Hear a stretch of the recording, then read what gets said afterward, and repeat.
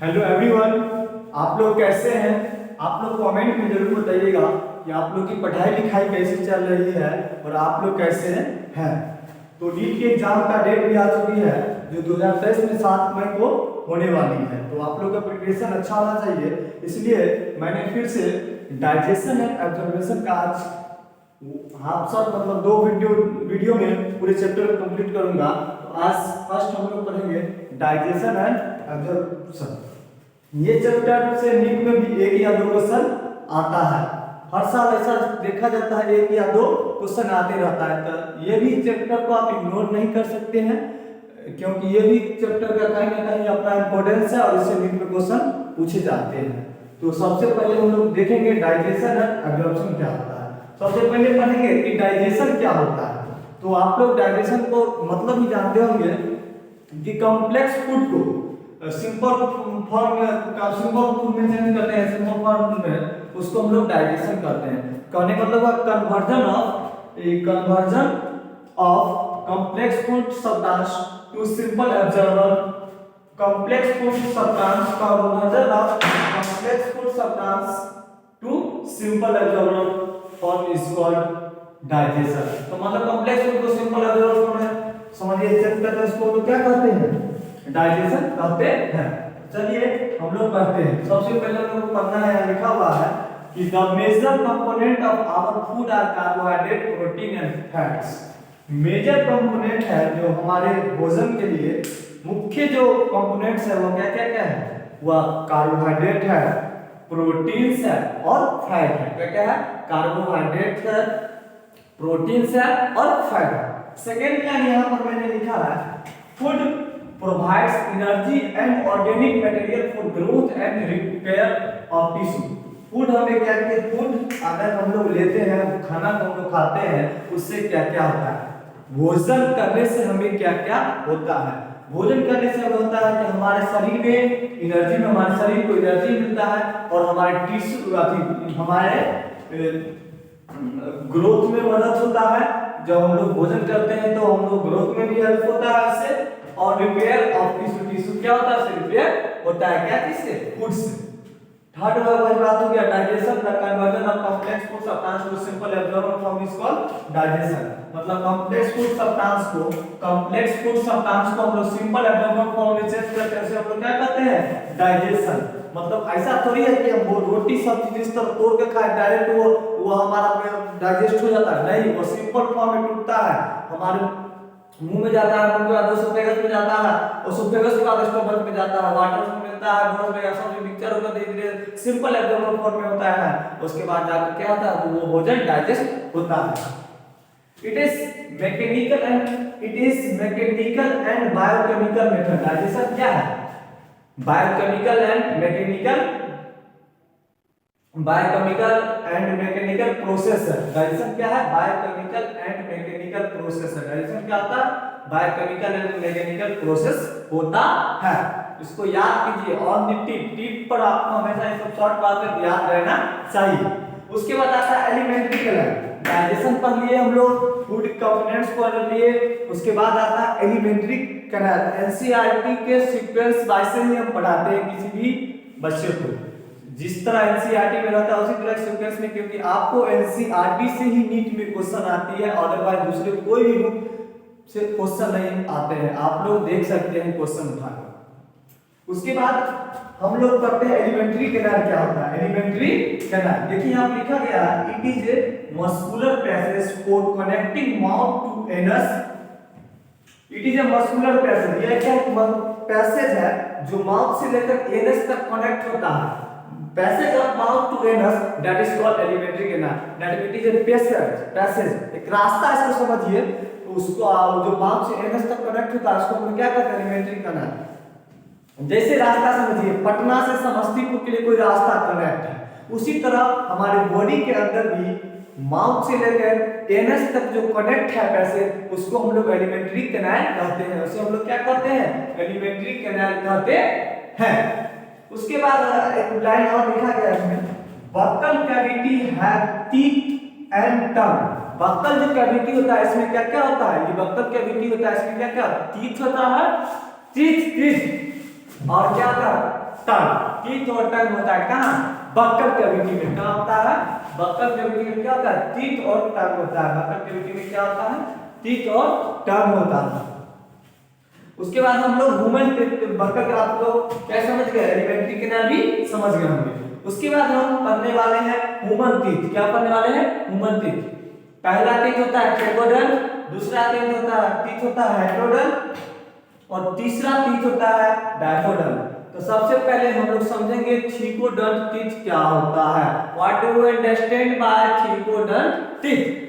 Thecodont teeth are present in jaw socket called thecodont। इस तरह होता है, उसमें ऊपर पट्टी जैसे जॉ सॉकेट होता है, जॉ सॉकेट होता है, इसमें क्या होता है? टीथ वैसे प्रेजेंट होता है, क्या टीथ इससे जुड़ा हुआ प्रेजेंट होता है, उसको हम लोग क्या कहते हैं? Thecodont teeth. मतलब teeth are present in jaw socket. Teeth का जॉ सॉकेट से में प्रेजेंट है, उसको हम लोग क्या कहते हैं? Thecodont teeth. एग्जांपल में क्या होगा? मैमल्स हो जाएगा, क्रोकोडाइल होगा। एग्जांपल क्या क्या होगा? मैमल्स हो जाएगा, क्रोकोडाइल। किसका एग्जांपल है? थेकोडंट का। किसका एग्जांपल है? थेकोडंट का एग्जांपल क्या होगा? Mammals and crocodiles. दूसरा टीथ क्या होता है? Heterodont teeth. क्या होता है? Heterodont teeth.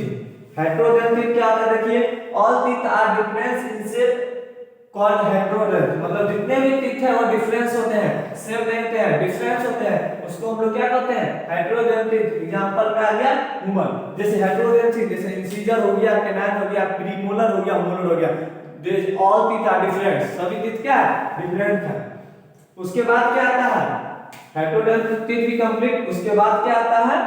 डायफोडंट टीथ। क्या होता है? डाई मतलब क्या होता है? दो। डाई मतलब क्या होता है?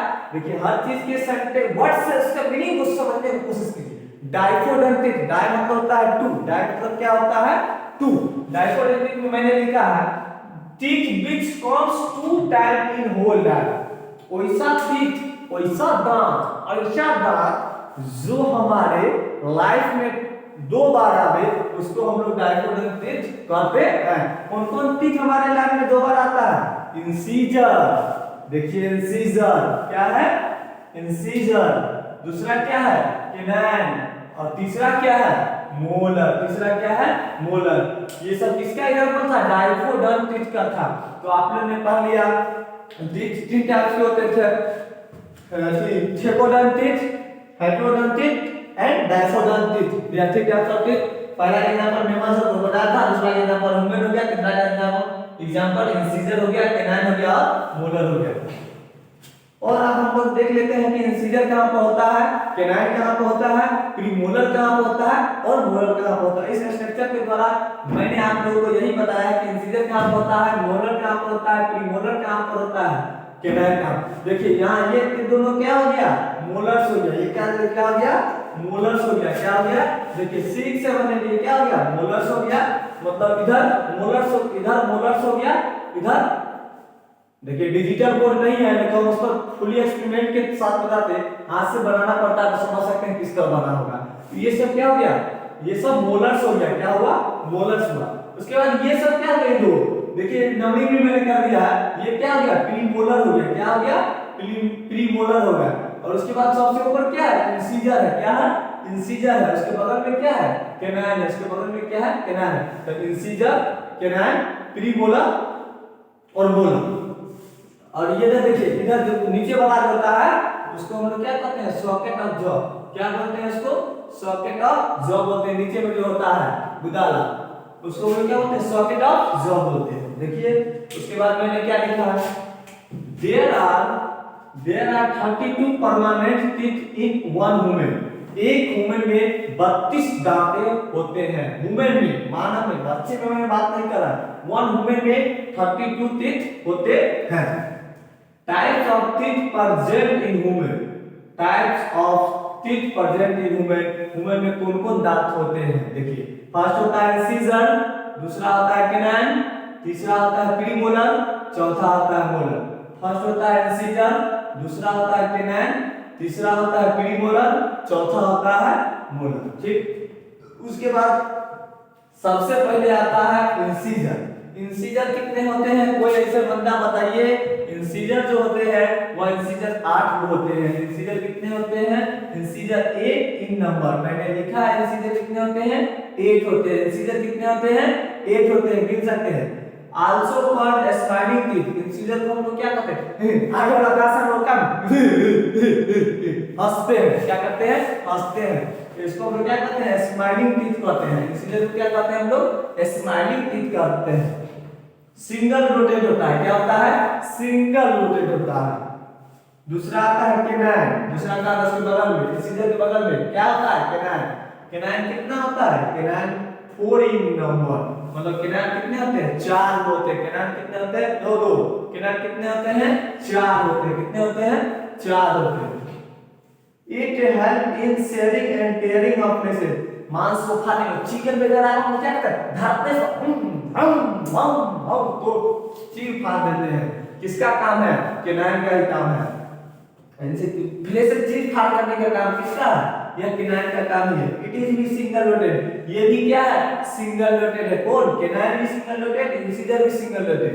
इंसीजर हमने पढ़ लिया, केनाइन पढ़ लिया। अब हम लोग पढ़ने वाले हैं प्रीमोलर।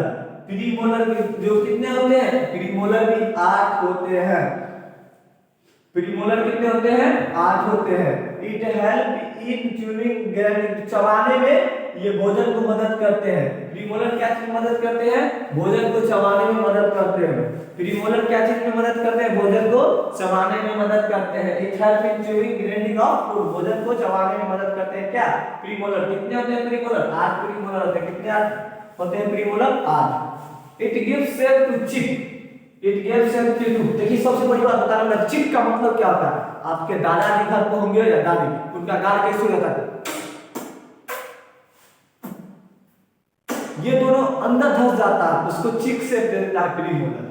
क्या देता है, चिक से देता है प्रीमोलर। इसको हम लोग क्या बोलते हैं, प्रीमोलर बोलते हैं। इसको क्या बोलते हैं हम लोग, प्रीमोलर बोलते हैं।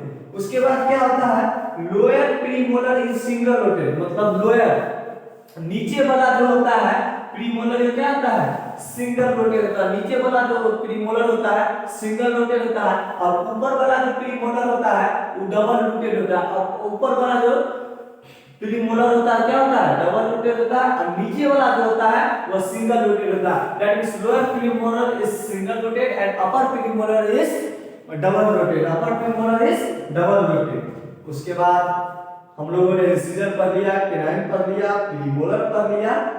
अब हम लोग पढ़ने वाले हैं क्या, मोलर। क्या पढ़ेंगे, मोलर क्या होता है, देखिए मोलर 12 इन नंबर। मोलर कितने होते हैं, 12 होते हैं। मोलर कितने होते हैं, 12 होते हैं, 12 होते हैं molar.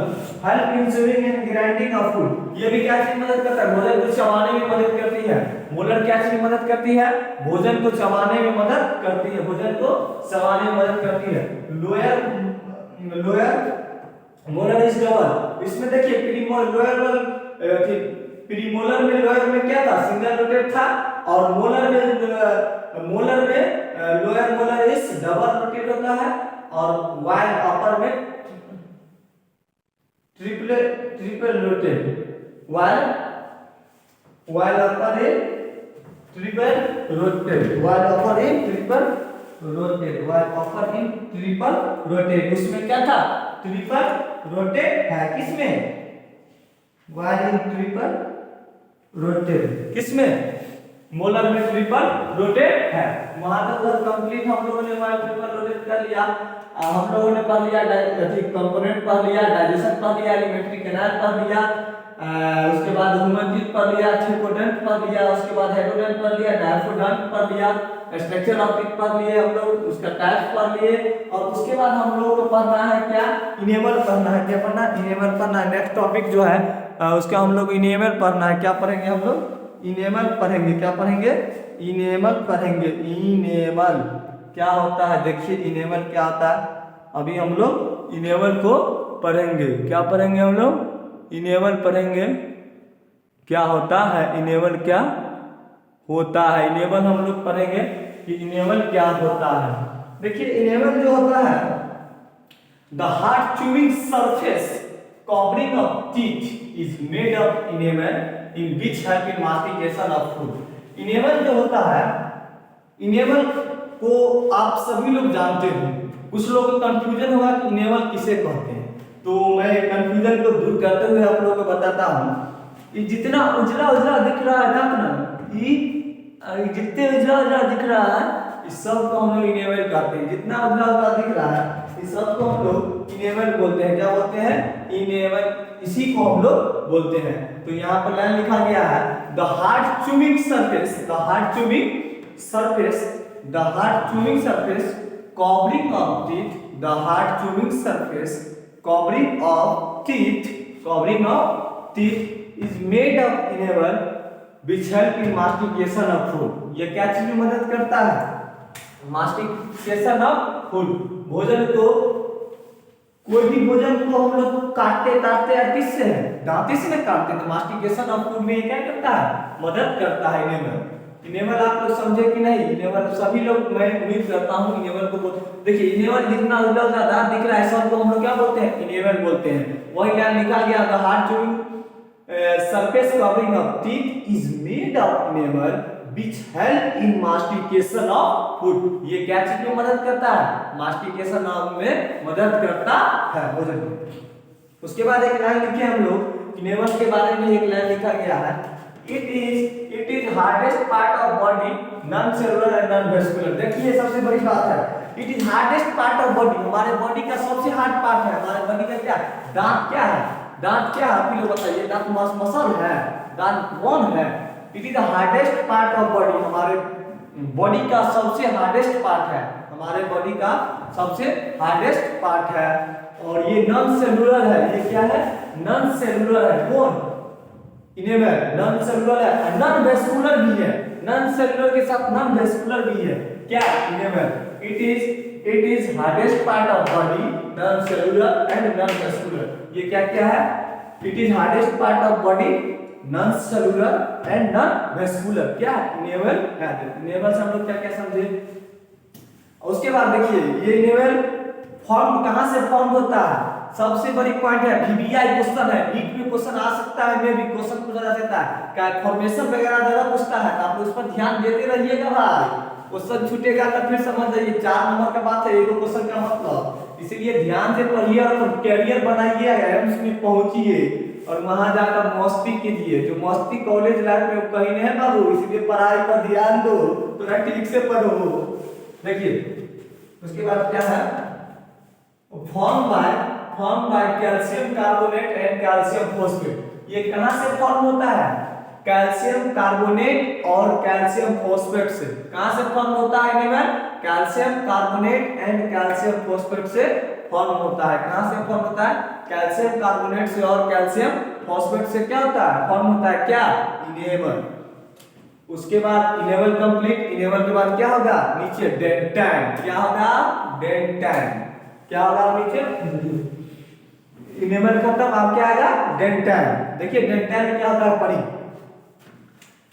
It is true bony part of structure while give anatomical structure of teeth. ये क्या है? ट्रू बोनी पार्ट है। क्या है?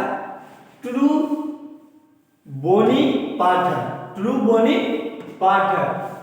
क्या है? ट्रू बोनी पार्ट है। True bony part, true body part of structure while give anatomical structure of teeth. ये डेंटाइन क्या है? True body part of structure है, एनाटॉमिकल स्ट्रक्चर देता है। हो गया, इसी को हम लोग डेंटाइन कहते हैं। कुछ नहीं, डेंटाइन है इजी सिंपल हो डेंटाइन। उसके बाद आता है पल्प कैविटी। पल्प कैविटी क्या होता है? ये थोड़ा समझने वाली बात है। पल्प कैविटी को आप लोग थोड़ा ध्यान से देखिए। पल्प कैविटी क्या होता है? It contain pulp which gives nutrient in the development of teeth. देखिए ये टीथ को बढ़ने में, टीथ के बढ़ने में, सीरियस मतलब टीथ के बढ़ने में, टीथ के बढ़ने में न्यूट्रिएंट्स, टीथ को बढ़ने में न्यूट्रिएंट्स देता है। टीथ मतलब जो दांत है ना, टीथ को बढ़ने में न्यूट्रिएंट देता है। मतलब दांत को बढ़ने में क्या करता है? न्यूट्रिएंट देता है। दांत को इंक्रीज करने में, ग्रो करने में क्या न्यूट्रिएंट देता है। तो वही लिखा हुआ है it contain pulp which gives nutrient in the development of teeth. दांत बनने में न्यूट्रिएंट देता है। इसी को हम लोग क्या बोलते हैं? Pulp cavity. भाई किसी को इंक्रीज करने के लिए कोई ना कोई मदद करता है ना। हम लोग वही फूड खाते हैं ना, एनर्जी लेते हैं ना, बढ़ते हैं, दांत कोई बढ़ने में कोई ना कोई मदद करेगा तब ही ना, एनर्जी कहाँ से लाएगा बेचारा, तो उसको कौन देता है, पल्प कैविटी न्यूट्रिएंट देता है, तो दांत इंक्रीज करता है, डेफिनेटली डेवलपमेंट करता है। कुछ नहीं, पल्प कैविटी देखिए कोई सुना हो गया, एक लाइन लिखा गया है, it contain blood capillary butter, it contain blood capillary, blood plasma, nerve fibre. क्या कंटेन होता है, ब्लड कैपिलरी होता है, और ब्लड कैपिलरी और ब्लड प्लाज्मा में नर्व फाइबर्स होता है। हो गया, कुछ नहीं। डायस्टेमिया, डायस्टेमा, डायस्टेमा क्या होता है, पढ़िए, gap between incisor and premolar in the grazing animals are known as diastema. ये क्या है, gap between incisor and premolar in the grazing animals are known as diastema. Incisor और प्रीमोलर के बीच में होता है, जो ग्रासिंग एनिमल्स होता है उसको हम लोग क्या कहते हैं, घास खाने वाला जो जानवर होता है उसको हम लोग क्या कहते हैं, डायस्टेमा कहते हैं। क्या कहते हैं, डायस्टेमा कहते हैं। कुछ नहीं है, डायस्टेमा डेंटाइन पल्प कैविटी और इनेबल इज कंप्लीटेड। ये 4 टॉपिक में कोई कंफ्यूजन आप लोगों को नहीं होना चाहिए। इस टॉपिक से क्वेश्चन आता है, उड़ा दीजिएगा आप लोग बनाकर, इसमें कोई कहीं कोई दिक्कत नहीं हो सकता है। उसके बाद हम लोग पढ़ेंगे टंग। टंग देखिए, दिस इज बहुत इंटरेस्टिंग टॉपिक है। टंग, अगर जीभ में रहता तो मुझे पता ही नहीं चलता कि चीनी कैसा होता है, नमक कैसा होता है, मिठाई कैसा होता है, सब्जी कैसा होता है, आलू परोठा कैसा होता है, लिट्टी कैसा होता है, बिरयानी कैसा होता है, मोमोज कैसा होता है, बर्गर कैसा होता है, ये सब तो कुछ नहीं पता चलता। क्या, जब हमारे पास टंग नहीं रहता, जीभ नहीं रहता। तो आज उसी जीभ के बारे में हम पढ़ने के लिए जा रहे हैं। बहुत इंटरेस्टिंग चैप्टर है, दिल लगा कर पढ़िए, मन लगा कर पढ़िए, सक्सेस तो होना एक नहीं दिखता है। देखिए टंग क्या होता है। टंग, अभी हम लोग टंग पढ़ रहे हैं। टंग के बारे में मैंने यहाँ पर कुछ लिखा है, muscular structure present in mouth help in taste speaking cleaning mouth mastication of food. ये क्या है, मस्कुलर स्ट्रक्चर है जो हमारे मुंह में प्रेजेंट होता है, दैट मींस हमारे माउथ में प्रेजेंट होते हैं। ये क्या है, मस्कुलर स्ट्रक्चर है जो हमारे माउथ में प्रेजेंट होते हैं, जो हमें टेस्ट में हेल्प करते हैं, क्लीनिंग में हेल्प करते हैं और मास्टिकेशन में हेल्प करते हैं। इसका काम क्या क्या हो गया, क्लीनिंग में, स्पीकिंग में, उसके बाद टेस्ट में, टेस्ट में इसका मेन बीबीआई है, टेस्ट में हेल्प करते हैं। कौन, टंग, हो गया। उसके बाद इट इज वॉलंटरी स्ट्रक्चर, ये हम लोग कंट्रोल में होता है। इसको वॉलंटरी या वॉलंटरी भी लिख सकते हैं, आप लोग वॉलंटरी लिखे, वॉलंटरी लिख सकते हैं। इट इज वॉलंटरी स्ट्रक्चर, आप वॉलंटरी लिख देते हैं, VOLUNTRY। It is voluntary structure, क्या है, हम लोग कंट्रोल में है। जब मतलब बाहर किसी को जब बाहर करना अंदर, दैट मींस हमारे कंट्रोल में है। जो हमारे कंट्रोल में होता है उसको हम वॉलंटरी कहते हैं, जो हम लोग कंट्रोल में नहीं होता है उसको हम लोग इनवॉलंटरी कहते हैं। जो हम लोग कंट्रोल में है उसको हम लोग वॉलंटरी कहते हैं, जो हमारे कंट्रोल में नहीं उसको हम लोग इनवॉलंटरी कहते हैं। ठीक, ओके। उसके बाद एक लाइन और मैंने लिखा है, it attach to frenulum. Frenulum देखिए, ये जीभ है, जीभ के नीचे एक लाइन होता है, मतलब जीभ के नीचे जुड़ा हुआ जो जीभ से है, इससे उस लाइन को हम लोग डिजिटल बोर्ड का तुरंत बता जाते हैं। वो क्या होता है, फ्रेनुलम से क्या होता है, ज्वाइंट होता है। क्या से ज्वाइंट होता है, उसी को हम लोग क्या कहते हैं, फ्रेनुलम कहते हैं। सॉरी, वो ज्वाइंट जो जीभ से होता है ना, नीचे वाला लाइन, उसी को हम लोग क्या कहते हैं, फ्रेनुलम कहते हैं। तो मैंने वही लिखा है यहाँ पर, it is attached bye frenulum. Frenulum से क्या होता है, अटैच होता है। It contain papilla, it contain papilla. देखिए पेपिली क्या होता है, इट कंटेन पेपिली।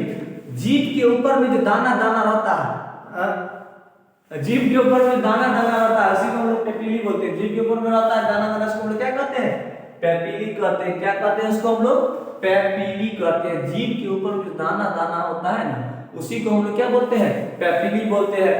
फ्रेनुलम भी समझ गए, जीभ से जो कनेक्ट रहता है उसको हम लोग फ्रेनुलम कहते हैं।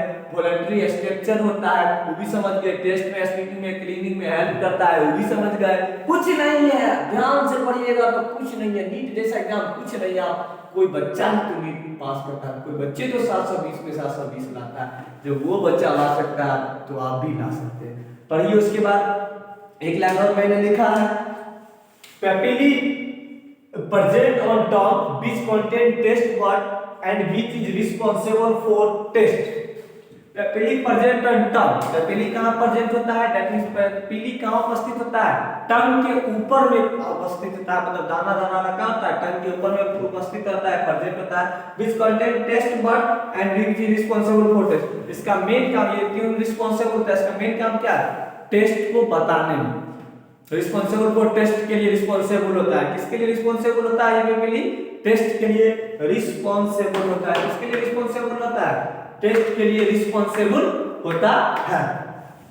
उसके बाद हम लोग आते हैं आपको टाइप्स ऑफ पेपिली, कितने प्रकार के होते हैं। फर्स्ट होता है फिलिफॉर्म, फ्यूजिफॉर्म, सर्कुलम वैलेंट पेपिली।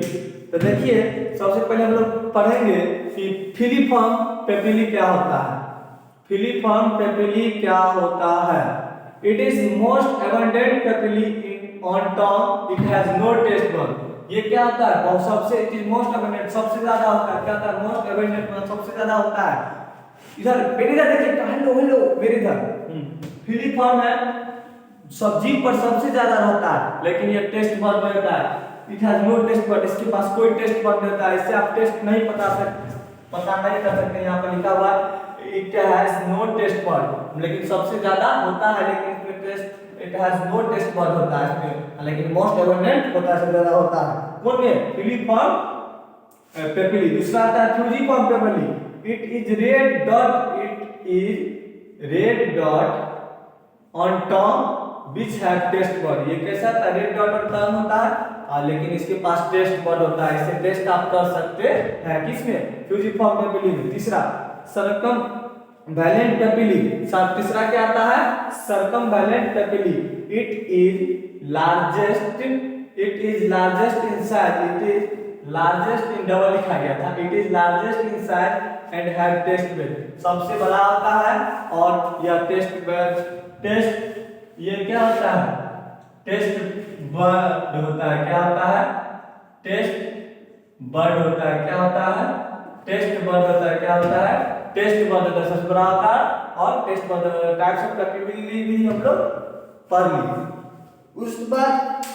उसके बाद एक इसमें नोट है, जो नोट बहुत इंपॉर्टेंट होता है, इस नोट को आप लोग ध्यान से रखिएगा, याद भूलिएगा नहीं, कभी-कभी क्वेश्चन में पूछ देता है क्या, नोट है यहाँ पर, there is no taste word for chilli, there is no test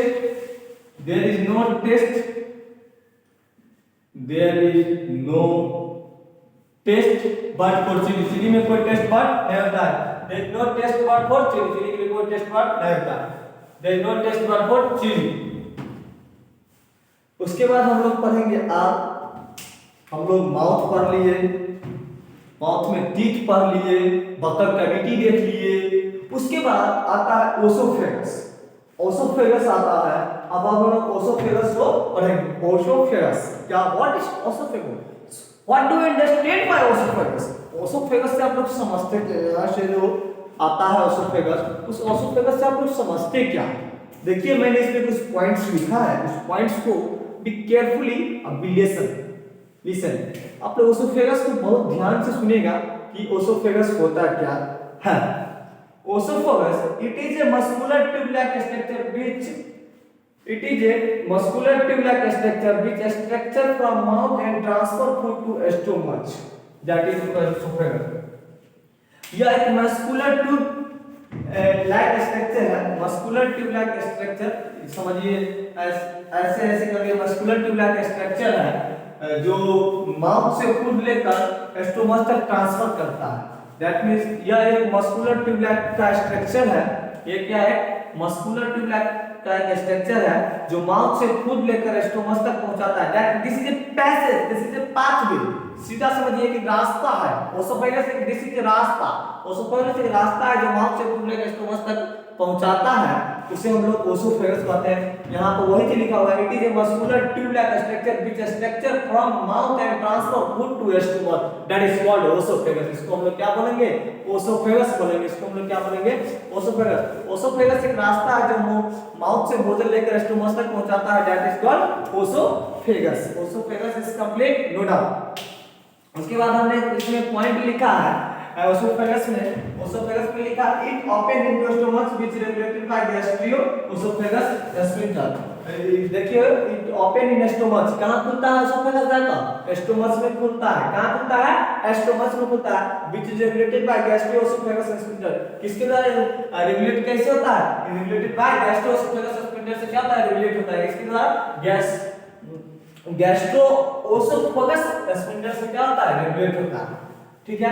pharynx lead to formation of oesophagus. Pharynx क्या होता है? फेरेनिक्स क्या होता है? Common passage for food and air. एक रास्ता है common passage for food. Pharynx क्या होता है? Common passage for food and air. यहां पर नहीं लिखे हैं लेकिन कॉमन लिख सकते हैं। Pharynx is common passage for food and air. Pharynx भी समझ गए। फेरेनिक्स इज कॉमन, लिख देते हैं। Pharynx is common, pharynx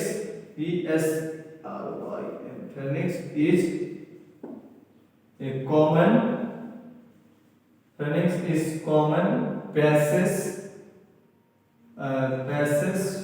for food and air।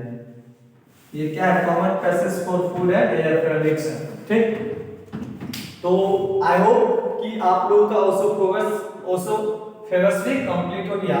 तो हम लोग अभी तक कंप्लीट किए ये component digestion, alimentary canal, human teeth हो गया, स्ट्रक्चर टीथ हो गया, incisor canal, premolar, molars complete हो गया, इनेवर कंप्लीट हो गया, डेंटाइन कंप्लीट हो गया, पल्प कैविटी कंप्लीट हो गया, डायस्टेमा कंप्लीट हो गया, टंग कंप्लीट हो गया, टाइप्स ऑफ पेपिली कंप्लीट हो गया, ओसोफेगस कंप्लीट हो गया। उसके बाद जो आता है हम लोग का अपंडरान, जिसको हम लोग स्टोमच कहते हैं, जहां स्टोर रहता है। जब तक खाते हैं ना सब स्टोर रहता है। उसको क्या कहते हैं? मतलब स्टोर ज्यादा देर के लिए नहीं रहता है, या कम देर के लिए रहता है। तो इसके बाद स्टोर रहता है भोजन, इसके बाद स्टोमच के बाद स्टोर रहता है। लेकिन 4-5 घंटा के लिए मोटा मोटी खाना इसमें स्टोर रहता है। तो उसी ड्राम का या फिगर है। स्टोमच का क्या है? फिगर है। कार्डिक पार्ट यहाँ पर होता है, फंडिक पार्ट यहाँ पर होता है। उसके बाद कार्डिक पार्ट हो गया यहाँ पर। उसके बाद यहाँ पर क्या होता है? फंडिक पार्ट होता है। और उसके बाद यहाँ पर क्या होता है? बॉडी होता है। और यहाँ पर क्या होता है? लास्ट में पायलोट और फर्स्ट में क्या होता है? Cardiac part. इसी स्टोमच के बारे में हम लोग पढ़ेंगे। स्टोमच जो होता है कैसा होता है? जे शेप ऑर्गन होता है। कैसा होता है? जे शेप ऑर्गन होता है। कैसा होता है? जे शेप का होता है। स्टोमच कैसा होता है? जे शेप का होता है। कैसा होता है? जे शेप का होता है। स्टोमच कैसा होता है? स्टोमच जे शेप का होता है। कैसा होता है? स्टोमच जे शेप का होता है। स्टोमच कैसा होता है? जे शेप का होता है। Receive food from oesophagus. Stomach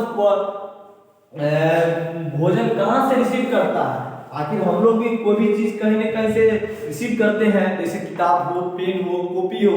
उसी तरह हमारा जो स्टोमच है वो भोजन को कहां से रिसीव करता है? हमारा जो स्टोमच है वो भोजन को रिसीव करता है ओसोफेगस से। कहां से रिसीव करता है? ओसोफेगस से रिसीव करता है। थर्ड पॉइंट है located upper left side of abdomen. कहां लोकेट होता है? Upper side, upper left side of abdomen में। एब्डोमेन के पास कहां आता है? ये लोकेट होता है क्या? स्टोमच। फूड स्टोर, देखिए यही बात मैंने बोला था। Food store approx 4 to 5 hours. हमारा जो तोंद है, हमारा जो पेट है, वो 4 से 5 घंटा भोजन को स्टोर रखता है। भोजन को कितना देर स्टोर रखता है? 4 से 5 घंटा भोजन को क्या करता है? स्टोर रखता है। स्टोमच में कितना देर भोजन स्टोर रहता है? 4 से 5 घंटा भोजन स्टोर रहता है। उसके बाद इसको जो है 4 पार्ट में बांटा गया है। कितने पार्ट में बांटा गया है? एक डिवाइडेड इनटू 4 टाइप्स। तो ये डिवाइडेड इनटू 4 टाइप्स। पहला पार्ट क्या है? कार्डिक्स है। पहला पार्ट क्या है? कार्डिक्स है। दूसरा पार्ट क्या है? दूसरा पार्ट फंडिक है। दूसरा पार्ट क्या है? फंडिक है। दूसरा पार्ट क्या है? फंडिक है। तीसरा पार्ट क्या है? दूसरा पार्ट फंडिक है। तीसरा पार्ट क्या है? बॉडी है। चौथा पार्ट क्या है? पाइलोरिक है। पहला कार्डिक्स, फंडिक्स, बॉडी और पाइलोरिक। तो यहाँ पर देखिए कुछ लाइन लिखा हुआ है। Oesophagus open and. ओसोफेगस कहाँ खुलता है? कार्डिक पार्ट में खुलता है। कहाँ खुलता है? ओसोफेगस कहाँ खुलता है? कार्डिक पार्ट में खुलता है। कहाँ खुलता है? कार्डिक पार्ट में खुलता है। ओसोफेगस जो आता है कहाँ खुलता है? इस पार्ट में खुलता है। कहाँ खुलता है? ये कार्डिक वाला पार्ट में आकर खुलता है। एक कार्डिक वाला पार्ट में आकर खुलता है। उसके बाद near cardiac फंडम is present. Cardiac के पास क्या होता है, फंडिक प्रेजेंट होता है। कार्डिक्स के पास क्या होता है, फंडिक प्रेजेंट होता है। कार्डिक्स के पास क्या होता है, फंडिक प्रेजेंट होता है। वही यहाँ लिखा हुआ है near cardiac fundus is present, near cardiac fundus is present. Cardiac के पास क्या प्रेजेंट होता है, फंडस प्रेजेंट होता है। उसके बाद थर्ड लाइन है body, body is the middle part. Body क्या है, मिडिल पार्ट है। देखिए बॉडी क्या है, मिडिल पार्ट है स्टोमच का। क्या है, मिडिल पार्ट है क्या चीज का, स्टोमच का। बॉडी क्या है, मिडिल पार्ट है क्या चीज का, स्टोमच का। उसके बाद एक लाइन और लिखा गया pyloric part present at the end of from which small intestine start. Last part है और इसके बाद क्या हो जाता है, स्मॉल इंटेस्टाइन। स्मॉल इंटेस्टाइन क्या हो जाता है, स्टार्ट हो जाता है। इसके बाद क्या हो जाता है, स्मॉल कि स्टोमच के बाद क्या होता है, स्मॉल इंटेस्टाइन स्टार्ट हो जाता है। तो आप लोगों ने स्टोमच को अच्छी तरह पढ़ लिया। मैं फिर से रिपीट कर देता हूं स्टोमच के बाद, उसके बाद स्मॉल इंटेस्टाइन के पढ़ूंगा। देखिए स्टोमच है, स्टोमच जे का होता है, कैसा होता है, जे का होता है। ये फूड को ओसोफेगस से रिसीव करता है। ये लोकेट होता है upper left side of abdomen में। उसके बाद ये चार पार्ट में डिवाइड होता है, जिसका पहला होता है क्या, कार्डिक्स, फंडिक्स, बॉडी, पाइलोरिक। उसके बाद oesophagus open at cardiac part. Oesophagus कहां खुलता है, कार्डिक पार्ट में खुलता है। उसके बाद near cardiac fundus is present, cardiac के पास फंडस प्रेजेंट होता है। बॉडी क्या होता है, इसका मिडिल पार्ट होता है। लास्ट पाइलोरिक पार्ट होता है from which small intestine start. इसके बाद क्या हो जाता है, स्मॉल इंटेस्टाइन स्टार्ट हो जाता है। तो अभी हम लोग पढ़ेंगे स्मॉल इंटेस्टाइन के बारे में। किसके बारे में पढ़ेंगे, स्मॉल इंटेस्टाइन के बारे में पढ़ेंगे। किसके बारे में पढ़ेंगे, अभी स्मॉल इंटेस्टाइन के बारे में। अभी हम लोग स्मॉल इंटेस्टाइन के बारे में हम लोग अभी स्मॉल इंटेस्टाइन के बारे में अभी हम लोग पढ़ेंगे। तो सबसे पहले हम लोग हेडिंग देंगे स्मॉल इंटेस्टाइन।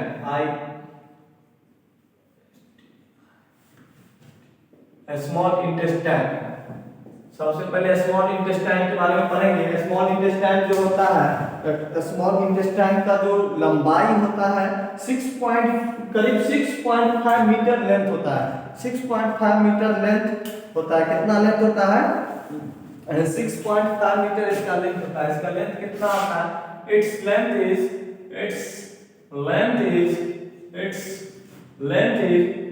6.5 मीटर। 6.5 मीटर कितना लेंथ होती है इसकी, 6.5 मीटर इसकी लेंथ होती है। और इसके बाद ये हाईली क्वाइल्ड कैसे होता है, घिरा रहता है, एकदम घिरा रहता है, घिरा रहता है, घिरा रहता है, घिरा रहता है। यहाँ पर ऐसे ऐसे ऐसे ऐसे ऐसे ऐसे घिरा रहता है। तो हाईली क्वाइल्ड स्ट्रक्चर होता है। कैसा होता है, हाईली क्वाइल्ड स्ट्रक्चर होता है। कैसा होता है, हाईली क्वाइल्ड स्ट्रक्चर होता है। कैसा होता है ये, हाईली क्वाइल्ड स्ट्रक्चर। कैसा होता है ये, highly coiled structure. Highly coiled structure होता है। कैसा होता है ये, हाईली क्वाइल्ड स्ट्रक्चर। ऐसे ऐसे देखिएगा आप लोग, पूरा गिरा रहता है नीचे में, हाईली क्वाइल्ड स्ट्रक्चर रहता है। उसके बाद इसके थ्री रीजन होते हैं। थ्री रीजन होते हैं। जिस रीजन को आप लोग अच्छी तरह से ड्यूडेनम, ड्यूडेनम होता है।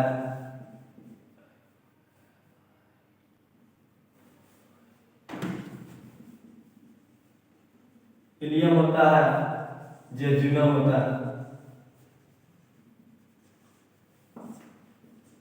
इलियम होता है, ड्यूडेनम होता है, इलियम होता है, जेजुनम होता है। स्पेलिंग से थोड़ा मिस्टेक हो सकता है, स्पेलिंग को आप लोग देख लीजिएगा। स्पेलिंग थोड़ा देख, ड्यूडेनम होता है, इलियम होता है, जेजुनम होता है। इसके तीन रीजन होते हैं स्मॉल इंटेस्टाइन का। ड्यूडेनम होता है, इलियम होता है, जेजुनम होता है। इसके स्पेलिंग को आप लोग देख लीजिएगा। ड्यूडेनम थोड़ा स्पेलिंग में देख लूं, स्पेलिंग देख लेता तो अच्छा रहता है। क्या क्या इसका स्पेलिंग है,